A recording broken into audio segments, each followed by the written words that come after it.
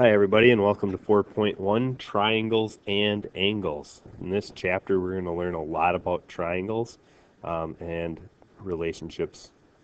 And we're going to start off by just classifying triangles by their sides and by their angles. So when we ask for a classification, usually we want both. One classification for one classification of the sides and one classification of angle. So this stuff should be pretty much all review, so I'm going to go through it fast, but equilateral triangle, all sides are congruent. An isosceles triangle, at least two sides are congruent. So at least two sides are congruent, or all three, right, would work. Which if all three sides are congruent, it's an equilateral triangle. So by definition, an equilateral triangle is also an isosceles triangle. And a scalene triangle, no sides are congruent. Angles, acute angles, all the angles are acute. Equiangular means all angles are the same, three congruent angles.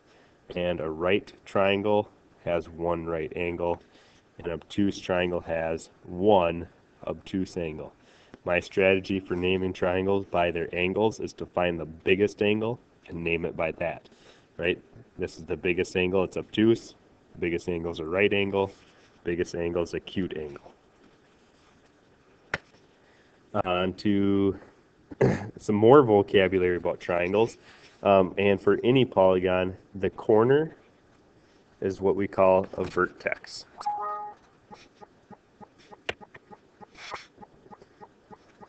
So a vertex is basically the corner. It's where two sides meet. Point would be the better word, but corner or point where two sides meet.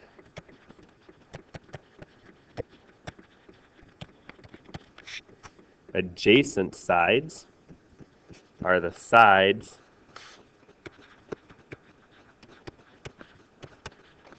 that share a vertex.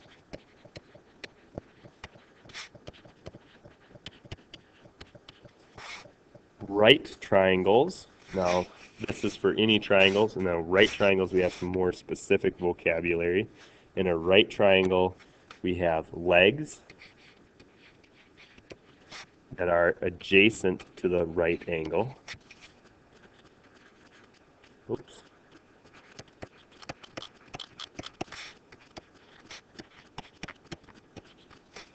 And the hypotenuse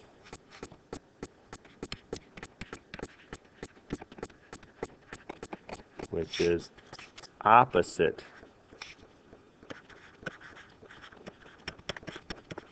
the right angle. So opposite means it's across from the right angle. In the isosceles triangle, we also have legs. And in the isosceles triangle, the congruent sides are my legs. And I purposely drew it this way, where my legs are there. Those are the two congruent sides. Where my base is my third side.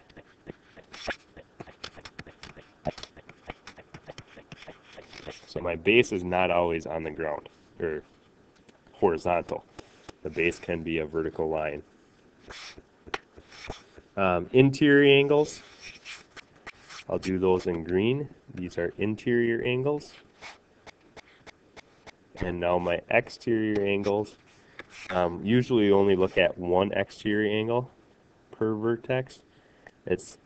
That's an exterior angle. Technically this is also an exterior angle, but we usually only will look at one.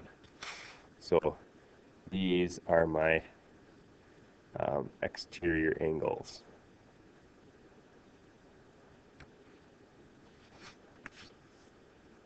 Okay. Let's get rid of that. So we will ignore the other set of exterior angles for now. And now we'll use those vocabulary to talk about some theorems. The triangle sum theorem, you've probably seen it before, but it's really important. The sum of the measures of a triangle, angles in the triangle, is 180 degrees. In theorem 4.2, the exterior angle theorem, the measure of an exterior angle, so the measure of angle 1 is going to equal the measure of angle, let's call this 2 and 3. It's going to equal the measure of angle 2 plus the measure of angle 3.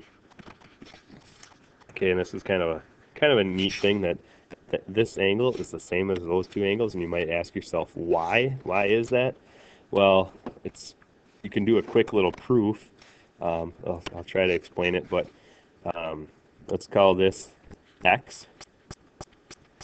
And if I said the measure of angle 2 plus the measure of angle 3 plus x, would you guys agree that that would equal 180?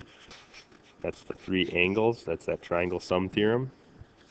And we also know that the measure of angle 1 plus x equals 180 because this is a linear pair. And when I subtract, since they both equal 180, I know the measure of angle 1 plus x equals the measure of angle 2 plus the measure of angle 3 plus x. And if I subtract x from both sides, I get my theorem up above that the measure of angle 1 equals the measure of angle 2 plus the measure of angle 3. A corollary to the triangle sum theorem is that when I have a right angle here, these other two angles have to add up to 90 degrees. So in a right triangle, acute angles, the non-right angle, those angles are complementary, which means adds to 90. This is kind of a nice little theorem. It can save you some time. You don't necessarily need it. By the way, a corollary is just a theorem that follows easily from another theorem.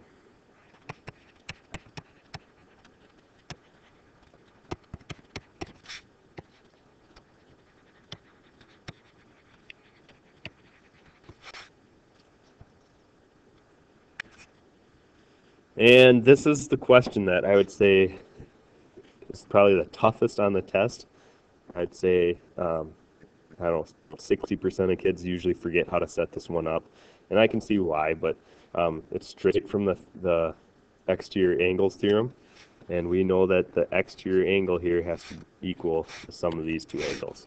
So I'd say 4x minus 7 equals 110 plus x. So get my x's to one side, I'm going to subtract x. And now I'm going to add 7 to both sides. Here at 117. Divide by 3. X would go into 120 40 times, so it's going to go into this 39 times. That's my answer. The measure of one acute angle of a right triangle is 5 times the measures of the other acute angle. Find the measure of each angle. You need to draw a picture. I have a right triangle. One angle is 5 times the measure of the other. Okay, so using that corollary, I could say all three of these angles add up to 180, but I'm going to save myself some time and say 5x plus x equals 90. These two angles have to add up to 90, right? 90 plus 90 is 180. So 6x equals 90. Combine my like terms, divide by 6. X equals 15. And there's your homework assignment.